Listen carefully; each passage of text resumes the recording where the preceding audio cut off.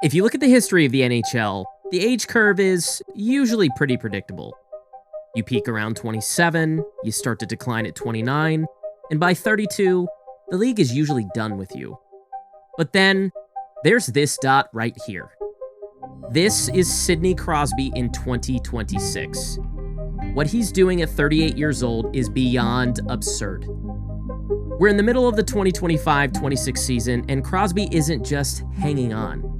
He's still top 15 in NHL scoring and still dragging defenders into mistakes like it's 2006, back when the league was still learning what to do with them. 20 years later, they still don't. This isn't a farewell tour. He isn't just some veteran presence. This is still dominance in the fastest era the NHL has ever seen. And at 38, Sidney Crosby isn't surviving it. He's dictating it. Before Sid the Kid ever wore the C, he wore something heavier: expectation. He wasn't just a first overall pick, he was the NHL's next centerpiece. The league wanted a face, and Pittsburgh needed a future, and boy did he immediately deliver. At 19, he became the youngest scoring champion in any major North American sports league, and tied Wayne Gretzky as the youngest ever NHL MVP. And by 21, he was the youngest captain in NHL history to win the Stanley Cup. And that's just the tip of the iceberg. A generational player building a generational resume. But here's the part people forget. Crosby's prime was interrupted. In 2011, 2 hits changed everything. On New Year's Day, Sid was playing his rival, Alexander Ovechkin, in the Winter Classic when a blindside collision with Steckel left Crosby dazed and likely concussed. Then, just 4 days later against the Tampa Bay Lightning, a hit from behind by Victor Hedman drove his head into the glass. The first hit weakened the foundation, with the second one collapsing it, ending his entire season.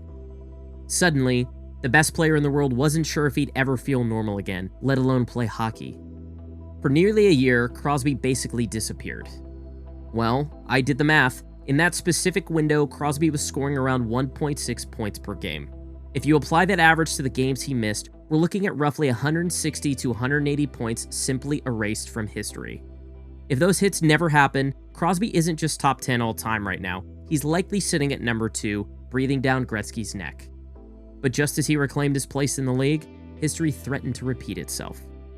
It started in 2016 when an incident at practice led to yet another concussion. Then, in the 2017 playoffs, a brutal cross-check to the head took him out yet again. At that point, this wasn't about missing games. It was about whether the next hit could end everything. Every time Crosby fought his way back, the question got louder. Will he ever be the same? And that reality forced him to do something almost no superstar ever does: rebuild himself while already being great. Crosby didn't beat time by chasing youth. He beat it by becoming complete. Watch the tapes from his early days. That Sidney Crosby beat you with pure explosive speed off the rush. In other words, he was a Ferrari.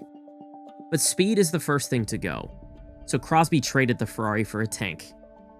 He realized before anyone else that if he wanted to last, he had to stop trying to skate past people and start going through them. He developed a style that is almost impossible to replicate. He took the toolkit of a fourth-line grinder, puck protection, board battles, gritty corner work, and he mastered it with the hands of a generational superstar. Look at his edge work, the mohawk turns. He isn't trying to outrun 22-year-olds anymore. He invites them into the corners, leans on them, and uses that legendary lower body strength to simply bully defenders off the puck. He turned the area behind the opposing net into his personal office. And yeah, look at this dude's legs. That strength isn't accidental. It's the result of daily discipline stacked over decades. And while other stars were resting, Crosby was running hills. Former teammate Colby Armstrong once summed it up perfectly, stating, "Sidney Crosby trains like there is a league better than the NHL that he's preparing for." But the physical reinvention was only half the battle. The mental evolution is what kept him elite. At 38, the game slows down for him because he's already played the scenario in his head 3 times before the puck even touches his stick. He always knows where everyone is and what they're going to do next, before they do. That's not just awareness, that's mental dominance. He creates space out of nothing, and when pressure closes in, he doesn't panic, he processes. This is how you beat time. You don't try to be the same player you were at 25. You become the player the game needs you to be at 38. And underneath of it all is the same thing it's always been. Not nostalgia, not legacy, but a player who genuinely loves the game and refuses to let that passion fade. And when that never leaves, the results don't disappear, they accumulate. At 37, Crosby put up 91 points in 80 games. At 38 years old, he's on pace for yet another 90-plus point season. His numbers aren't great for a 38-year-old. They're just great. And it led to the record that might be the most impressive of his entire career.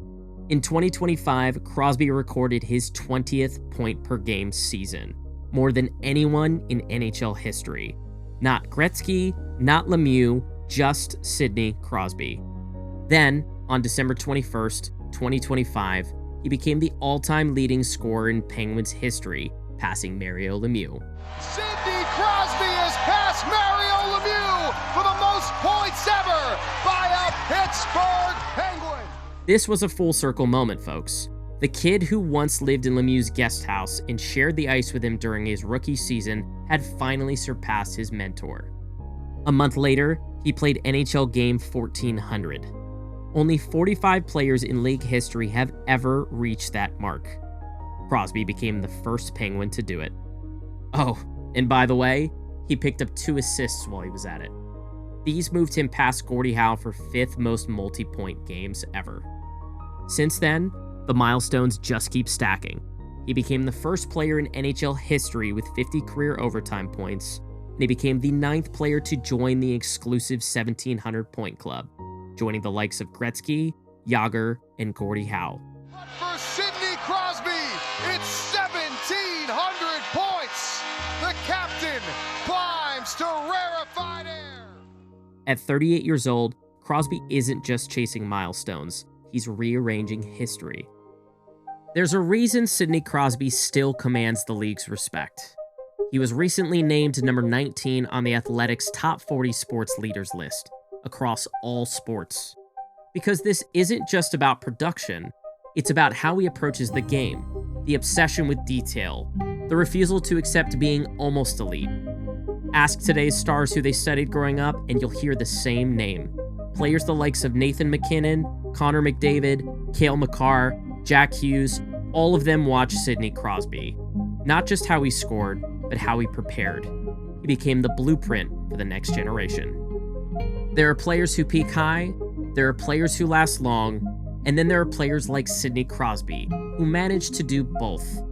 At 38, Crosby is still dictating games, breaking records that used to belong to Gretzky, and securing a franchise crown that used to belong to Lemieux. And somehow, he's not done. That's it! That's history!